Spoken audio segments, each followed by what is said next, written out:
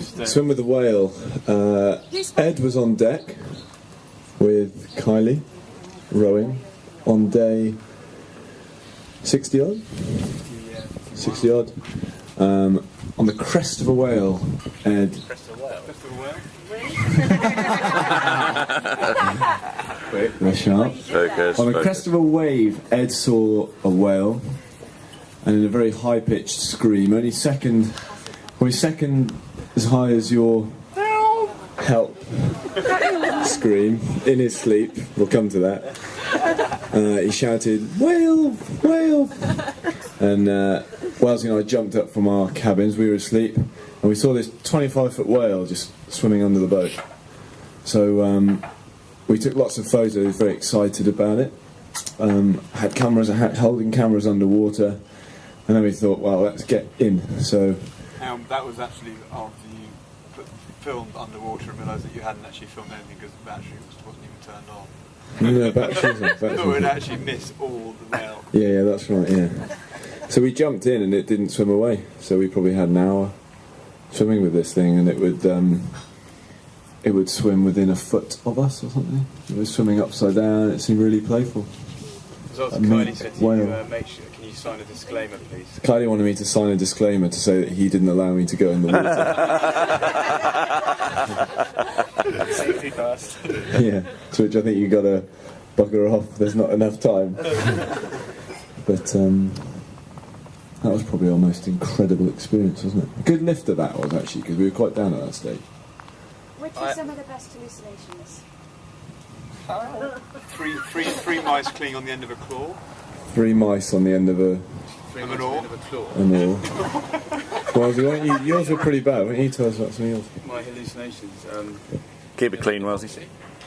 Yeah, there was epoxy. I did a lot of mixing, actually. Epoxy, not just to sniff it, but to fix things on the boat.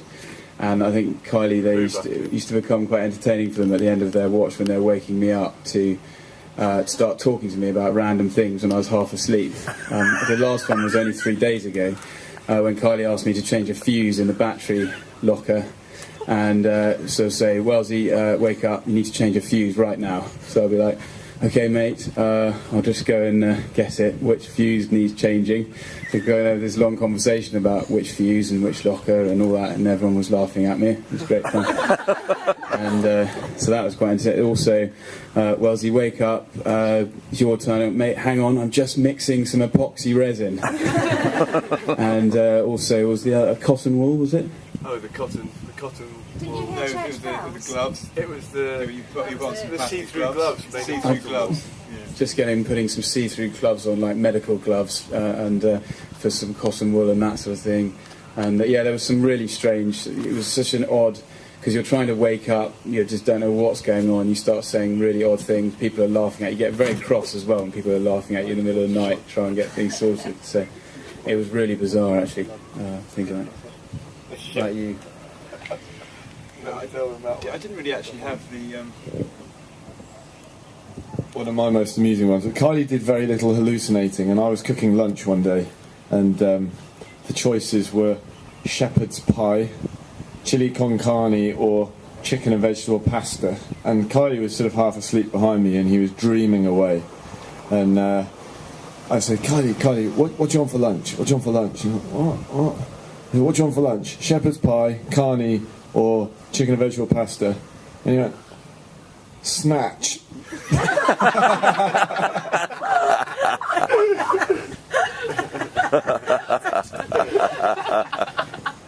have no idea what he was dreaming about. Really good dream. I got a question for you. So you were obviously some really good guinea pigs for quite a few tests. Did you enjoy that process? Was he? We loved Cantab. I think we've been doing Cantab every day, haven't we? After this, since the end. Yeah, the research was quite a lot of. We had various bits of research, as you all know. It was quite painful. We did our fat test, which was quite entertaining. So we'd had calipers. We'd do all our biceps, triceps, abs, iliac crest. and so we were using and measuring how much fat we were losing each week, which was quite good, and that was sort of quite entertaining, and we had a lot of banter with that. But it was quite painful as well, because we just all wanted to do is get in our cabin and go to sleep, and there was a bit of cursing, and Nick Knight is I can't believe we've got to do all these tests, urine tests, and but it was no, it was all worth it, and hopefully it will go well to Nick's steps going forward with what he wants to do with his career. I think this is also a good moment, finally, just to thank Nick as well, because we couldn't have got this far without him. We moved into our flat in London 4 years ago, into Kel's and our flat. This random guy from Oxford, and I wasn't actually that keen on first straight away. We don't really want an academic from Oxford, you know. And he moved in, and it was absolutely brilliant. And we started talking about what our plans were. He very quickly got involved and brought a completely new element to the team. And he's encouraged us just continually for 2 or 3 years with this, and done so much work with just never complaining once, and just continued to help and encourage and be there in the background the whole time, and very much encouraging us individually when we needed it individually as well. So that's been a huge thing. Thanks, Nick. Great to make it out here, to be here as well this week as well. So we were hugely appreciative. So thank you. Reuben Harding, News of the World. Is it true you prayed every day? Yeah, that's probably not one for you and I, God. Dad gave us a set of sort of thoughts of the day, which we did actually really genuinely found of huge encouragement, actually. And so we used to read them out. Kel's had the loudest voice, so he always took charge of shouting over the cockpit every day. And it was absolutely fantastic. Every Sunday we hosted a church service, which were sort of successful to a certain extent.